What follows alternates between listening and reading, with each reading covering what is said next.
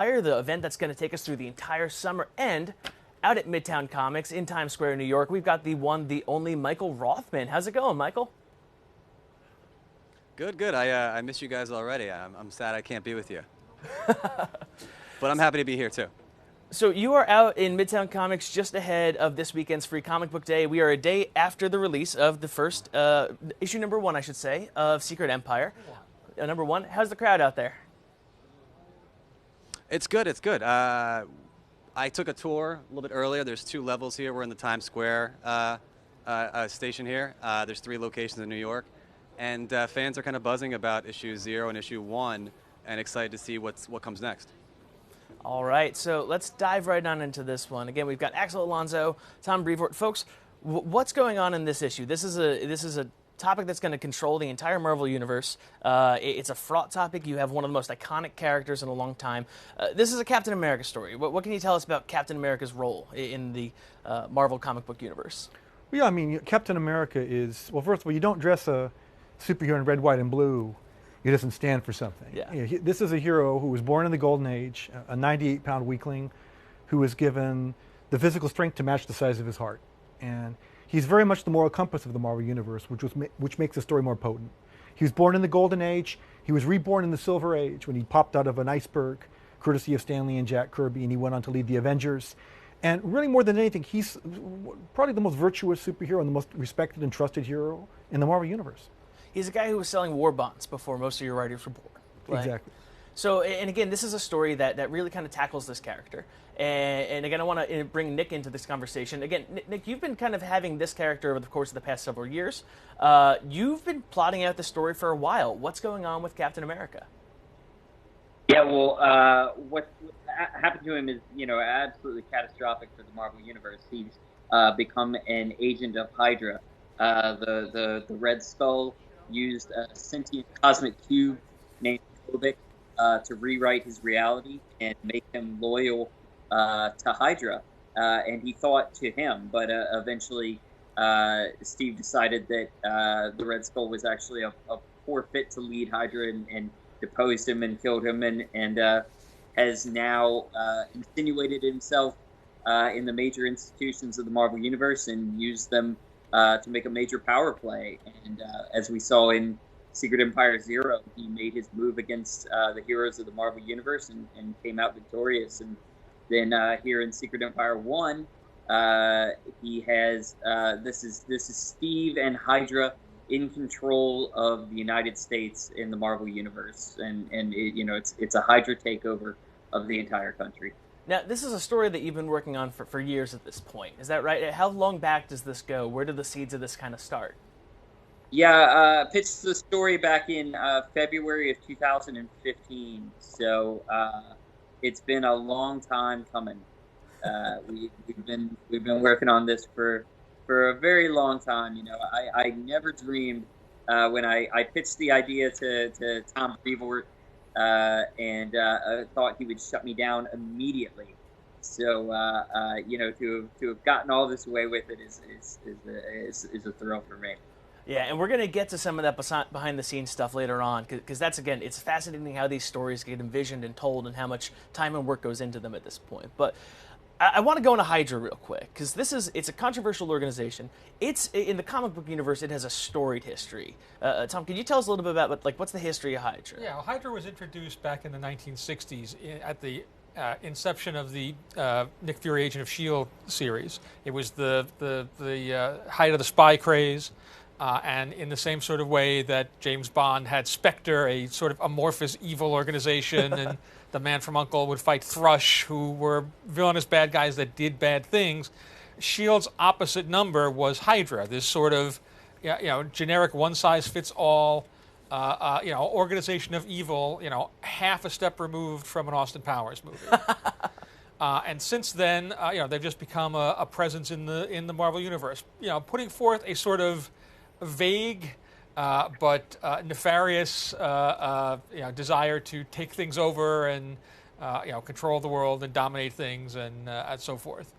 In the course of our story, as Captain America has been sort of retroactively turned into a true believer of Hydra. He really believes in what he sees as the true origins and the true mission of Hydra, which is why he gets rid of the Red Skull and kind of wrests command of the organization for himself to bring about what he sees as a better world, although we may not agree with his the way he's going about it. All right. I actually know that Michael actually has a question, again, out in Midtown Comics, so out to you. Michael Rothman, what you got? So I was talking to my friend Greg over here. Thanks for joining us, Greg. Hey, no problem. It's awesome. He is a huge Marvel fan, and we were just talking about what you guys were talking about, issue 0 and Cap basically coming out to all the heroes that he is in Hydra, and how that's going to affect the entire universe. And you had a really good question for the guys back in the studio. Yeah, with it being over 75 years of Captain America, which is like an American staple, are you guys ready for the polarizing effect of just him changing sides from being literally poster boy for America, star-spangled in uniform, and then in the issue that I read was just like Hail Hydra at the end, like total mood change and swing, and I actually really enjoyed it. But like going online, there's a lot of people who are either really distraught or they're just like, oh, I saw it coming. So I just want to know if you guys were ready, and or if just planning helped you guys get used to the idea of Captain America being a villain now. Well, I think It's a great question. I think anytime you do anything with Captain America, because he's such an iconic character, and even people that don't really follow our books month to month, who might just see him on a lunchbox or a T-shirt, they have an understanding as to what Cap is about. He's dressed in the flag. He represents the ideals of America. So we certainly knew it was a provocative thing to take that character and flip him on his head and sort of reorient his moral compass to be a follower of Hydra. I don't know that we thought it was going to be as crazy a response as we got, but in some ways that's good. It means people are interested and invested, and they want to see what happens next, and it's affecting people in a really, really personal way. He's an icon in so many ways, and this is not the first time that Marvel Comics has played around with the identity of Captain America. Again, you had his friend, typically the Falcon Sam Wilson, step in. Yep. It's oftentimes it's a title just as much as it's Steve. It's a way for us to tell different stories about both the American experiment and the people involved in it, as well as again, like there are times when he's like rejected it. He was nomad exactly. for quite some time. Yeah. He was a werewolf for a little while. He was a werewolf for a little while. Now I'm mad. All right, I have a lot of. All right.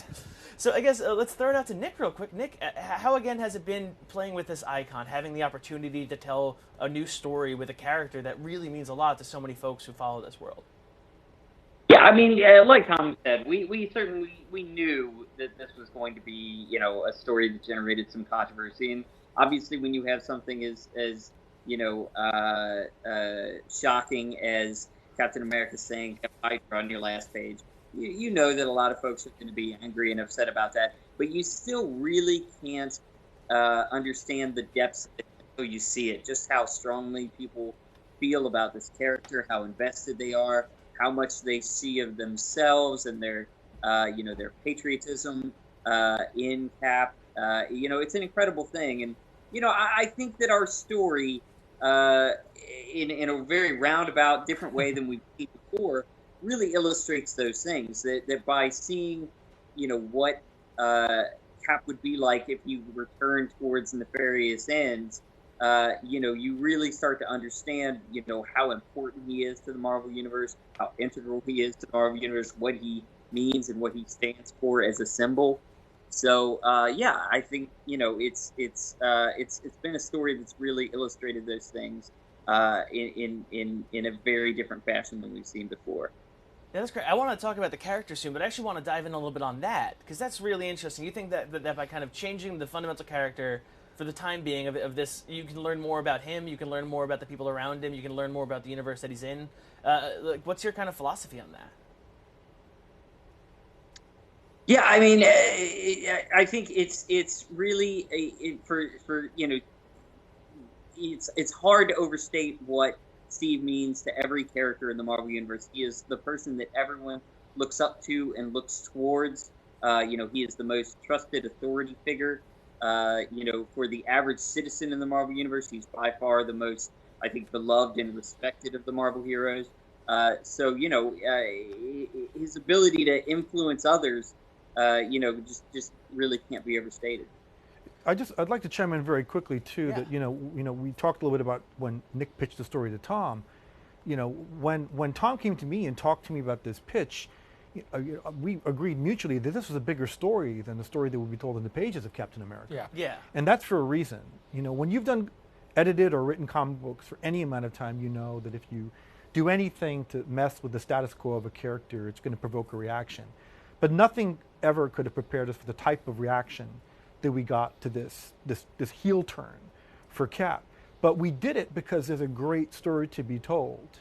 And people who stick around to the end of the story will see why we had faith in it in the first place and why Cap is uniquely situated to tell this kind of story. Our stories are great when they reflect the world, the human condition, things that aren't specific even to one time or one place. And I think that's what Nick and team have managed to achieve here. Yeah, and you think again, we will get to characters soon, I promise. But you think about like some of the best stories, like some of my favorite stories are Walt Simonson's Thor, and you see the heel turns, you see the face turns, and you see those are the stories that really bring out huge changes in the character. And you don't always feel comfortable first. You don't always feel comfortable with Thor losing his hammer. You don't always feel comfortable with Iron Man losing his ability to control his alcoholism. You don't always feel comfortable with this kind of stuff. It hurts to read the first time, but you get some of the most iconic stories out of it, and like that kind of risk taking, like. Again, in retrospect, you think those stories are fantastic, but it's got to be a ride sitting in the cockpit of this one. That's the thing, even for the readers. And I've done a lot of different big stories over the course of my time at Marvel, and it's one of the things that Brian Bendis and I talk about a lot because he's done a number of these over the years. There are all kinds of stories that, while they were coming out, we would get just the most extreme reactions to. And once they were done and finished and were, a trade paperback on a shelf, people would then communicate and come back or even come to them later and go, wow, I really loved that. It's the anxiety of not knowing how it turns out that makes people feel unsettled and worried. And once it's all said and done, you can kind of go back and re-experience it again and go, oh, you know what? I actually did like that. I was on a roller coaster. I wasn't happy on the roller coaster because I was terrified for my life, but walking off the other end, wow, that was a great ride. And so that's kind of the way, particularly stories of this scale, tend to hit a certain percentage of our audience. Now, I actually want to fire it back out to Rothman. Again, Midtown Comics in Times Square, and he has another question for some of the folks that we have. I was going to say, I love the turn. I think it's captivating audiences everywhere, and I enjoy the roller coaster while you're on it. And I hate to add on to what you guys are already saying and be similar, but I have a question for Nick. You guys are all talking, and I'm putting myself in his shoes.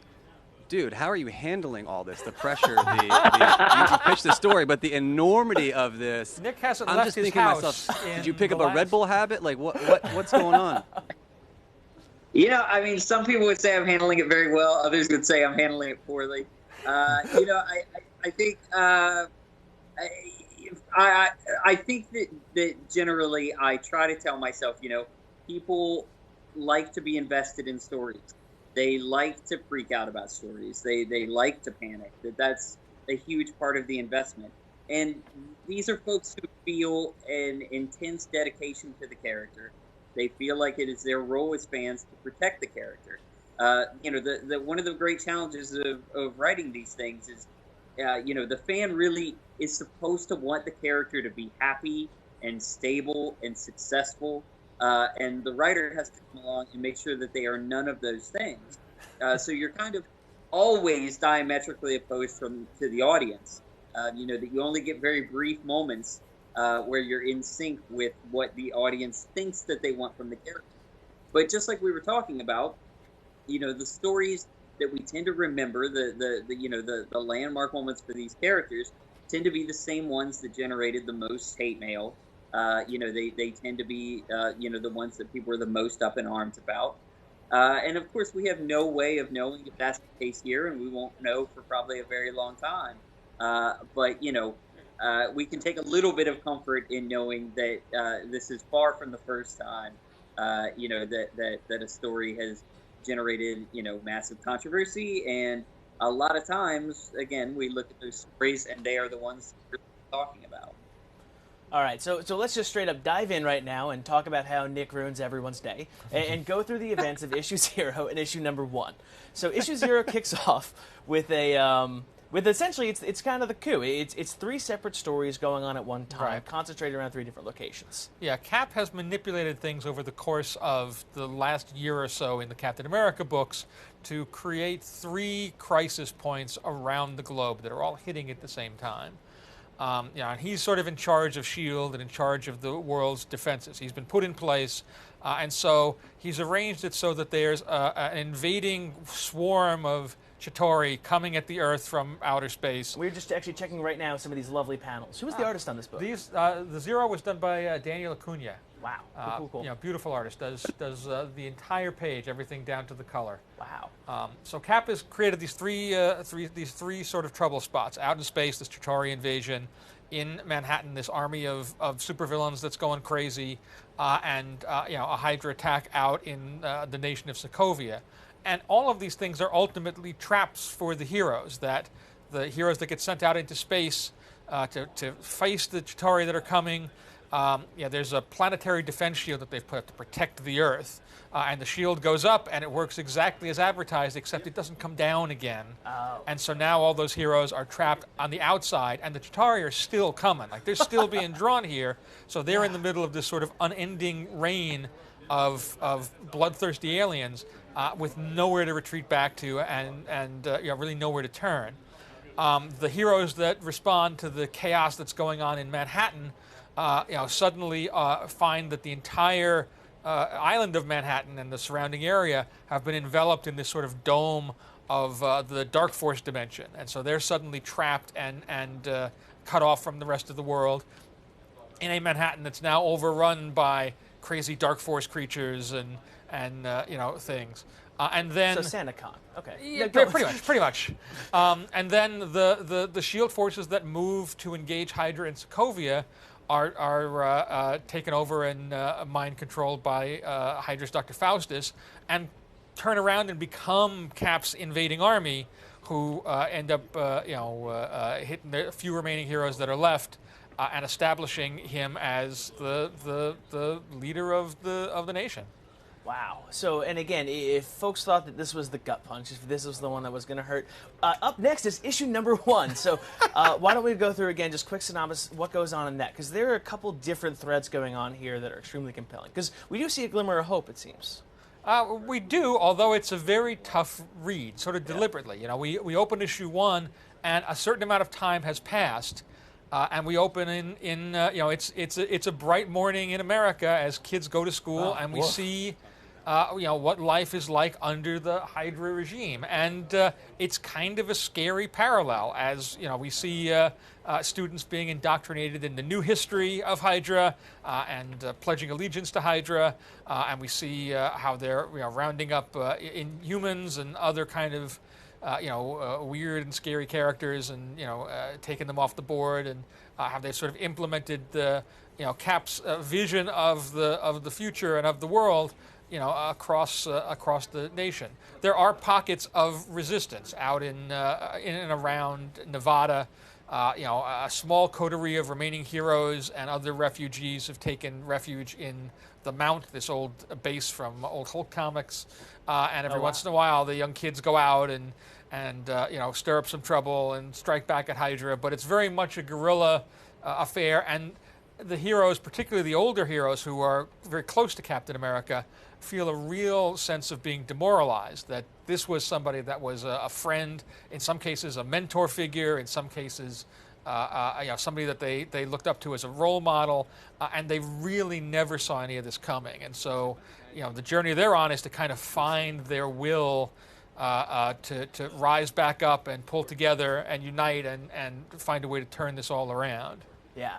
And so again, you mentioned a lot of the action takes place in Nevada. Are there any consequences for Las Vegas for harboring and such as these? Well, it's Las Vegas. What happens there? It stays there. Things don't end up so great for Las Vegas by the end of the issue, we will say. It is Yeah. not. It is not the best day to be living in the city of Las Vegas. Well, I do know actually out in the comic book store, just ahead of Free Comic Book Day this Saturday, we've got Michael Rothman again, and he's got a question for us. What's going on, man? Yeah. I think the conversation has obviously been surrounded about Cap and betraying his friends and what that means. I'd like to know more about Hydra and their inner circle. I mean, the key thing that I took from issue 0 and 1 is you kind of get a bird's eye view in there from like Cap's perspective, and though it's a nefarious organization, there's camaraderie in there. Cap is almost close with Baron Zemo. It's very odd and weird, and there's almost a friendship there. They've obviously been working together for years, but I'd love to know more about the players that are all involved in this. Yeah. Have Nick do it? Yeah, Nick, do you want to hop in on this? Because again, the cast of characters behind Hydra is fascinating in this book. Yeah, it's an interesting kind of motley crew of characters there. You have a couple of characters, the new Madam Hydra, Eliza Sinclair, and Baron Zemo, who very much figured into the flashbacks into Steve's rewritten life that we saw in Steve Rogers' Captain America. So there's a kind of a sense of family with those characters, and Steve very much has strong bonds with them. Eliza is kind of a mother figure, and in many ways, Zemo is sort of the new Bucky. That's Steve's best friend and brother, and the person that he feels the closest to, because in this new reality, that's what he believes. But then as they got closer to bringing their plan to fruition, they brought in a lot of other folks, who have previous associations with Hydra, like Viper and Gorgon, there's a new Kraken who we don't know his identity yet. And they also brought in folks like Arnim Zola and Dr. Faustus, who don't have a lot of history with Hydra, but who were necessary to bring in order for the plan to succeed. So you have these kind of varying levels of loyalty and interest and devotion to the cause. So you have a lot of dissension in the ranks, and certainly in Secret Empire 1, we see the conflicts in that group. We see that, Zola and Faustus have a very different attitude to certain situations than Steve does, and they're willing to question him a lot more. Whereas somebody like Zemo is very much sworn to the cause. Well, I'm actually going to put you on the spot here, too, because there are actually Avengers working for Hydra at this point as well. You've got the unworthy Thor, the Odinson. You've got, again, Deadpool, I believe, Yep. and a standard group of motley rogues and all that. What's their deal? That was a major surprise in Secret Empire 1, and lots of folks are very confused about what they're doing there. We're going to be explaining that very slowly over the course of the series. You'll hear a little bit about it in Secret Empire 4. Then we'll spend a little more time with them in Secret Empire 5. That'll be one where we'll do a little bit more of a deep dive on that subject. So we're going to keep you in the dark on that for a little while. That's fair. There's certainly folks that we never would have expected. Yeah, there are certainly some clues in the Free Comic Book Day story that people can pick up. Oh, yeah? This Saturday, Free Comic Book Day, at their local comic book retailer.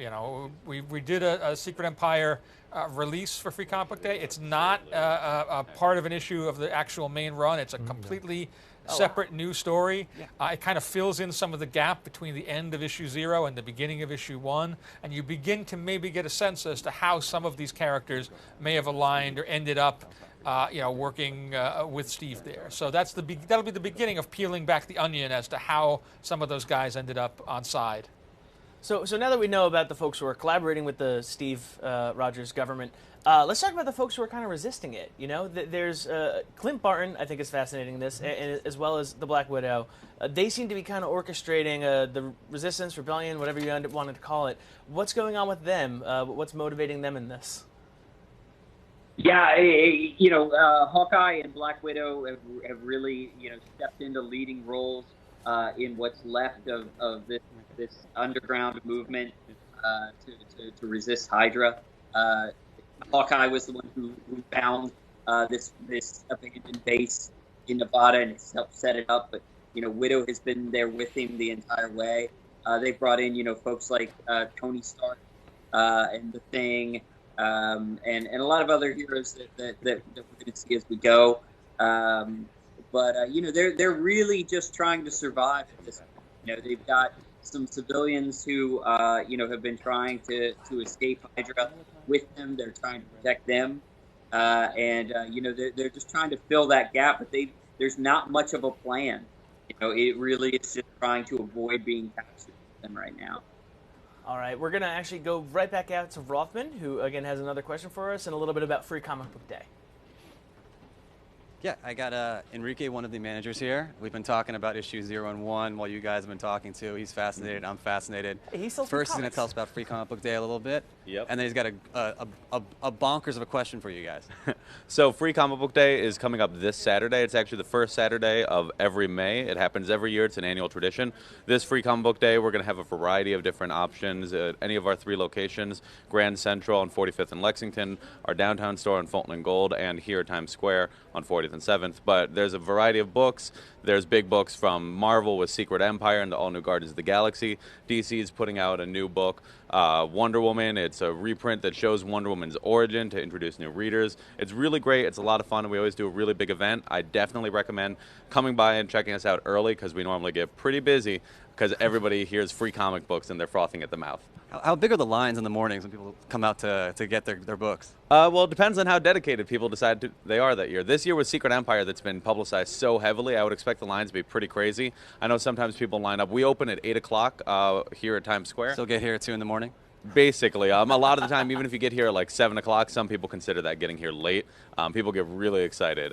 So if you do come by one of our stores and we're a little crazy, remember we do have other stores. They're all going to be a little bit different. Axel, if you're here after 5, we'll hook you up anyway. Don't worry about it. Yeah, exactly.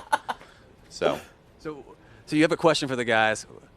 Yeah, I'm actually really curious because I'm a big fan of the Sam Wilson Captain America series, and reading in that series, you've seen that there's been this young kid who's been kind of popping up, and in Secret Empire issue number 1, we see him again, and it seems like it's possible that he may be becoming the new Patriot character, so I'm really curious to see where that storyline leads. I'm a huge fan of the legacy of Patriot. I was a big fan of Young Avengers, and seeing the legacy continue, I can't wait to see how it unfolds and what they do with the character and what his role is. All right, What a good what question. we got? Well, I think it's not that much of a spoiler to say that you're probably onto something there, and that we'll definitely see more of Rashawn, both in the main series and in the Secret Empire: Brave New World, which is sort of the sister title that. Backing out a bit, actually, the story of the Patriot is great in comics, in Marvel Comics. It's one of those, again, pulled from history. It's got elements from the past. Can you just kind of give us a quick rundown for folks unfamiliar of who the character of the Patriot is? Well, there have been different Patriots over the years. They're much like Captain America. They were star-spangled heroes who rose in a time of need to fight the foe and to carry on, but kind of coming up rather than being chosen and selected and empowered in the manner of Steve Rogers, they kind of tend to rise up from the ranks of people that just felt a need to go out and make a difference and make a change for the positive.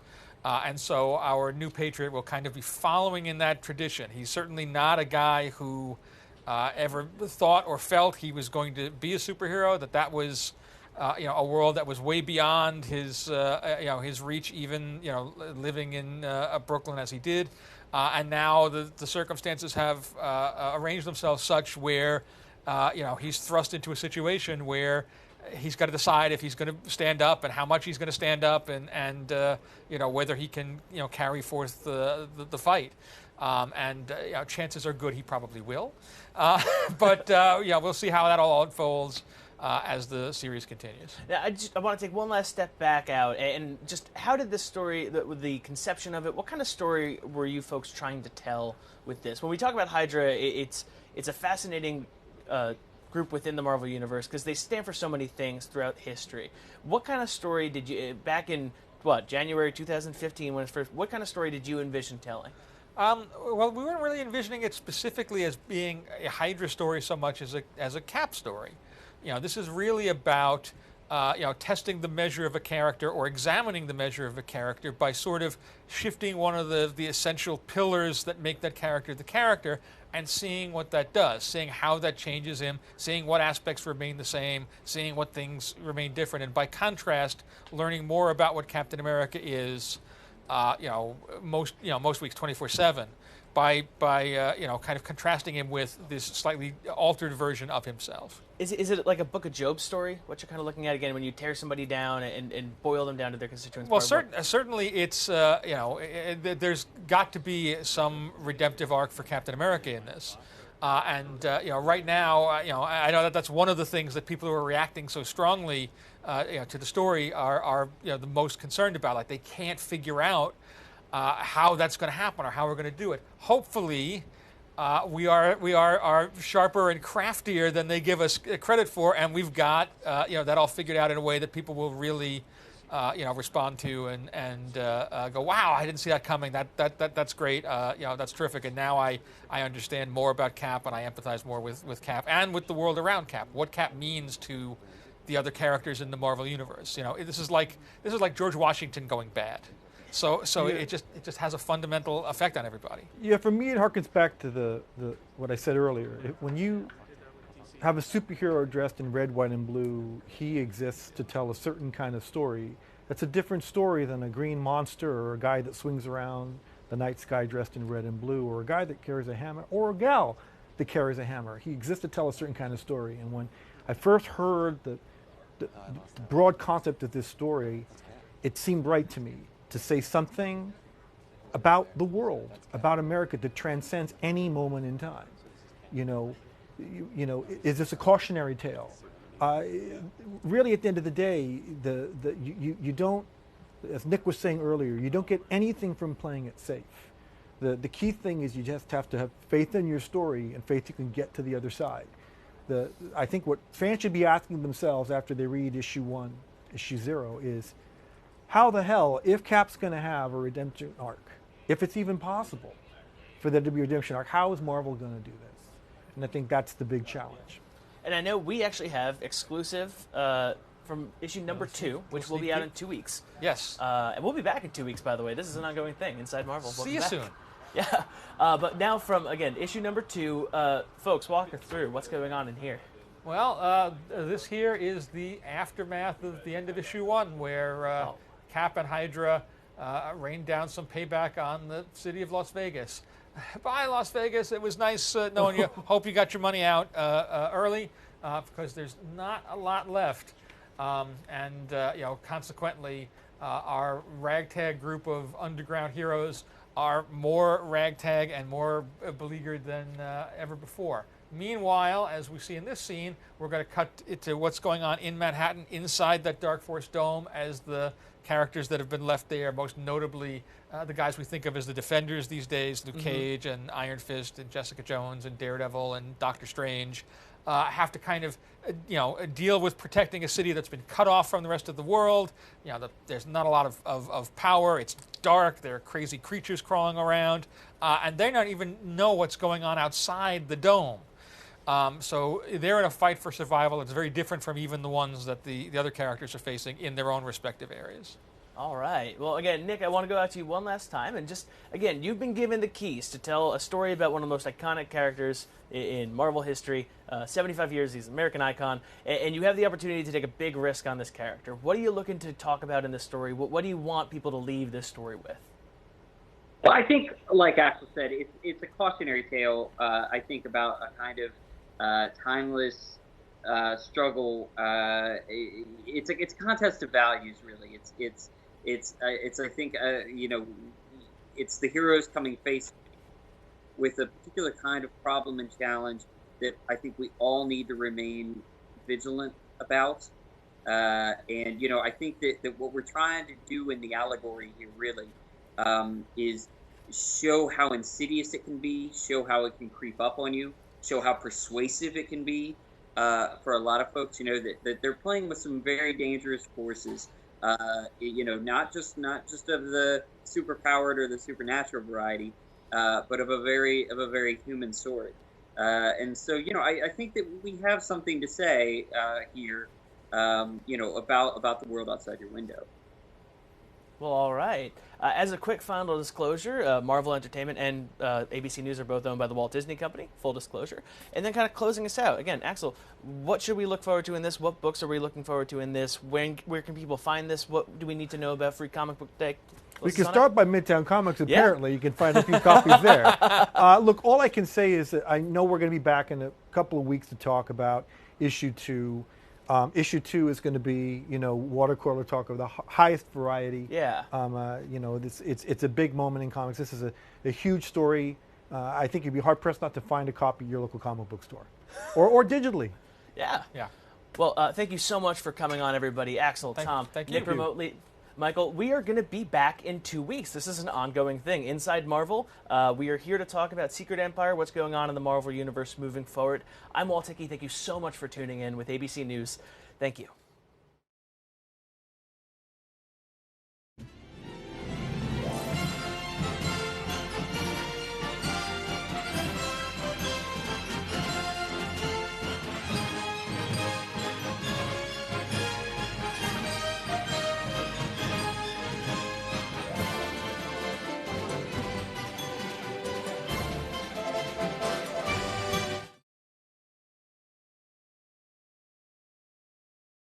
To every corner here at home. He asks, he listens. For more than a decade, he's been right there, everywhere. David Muir.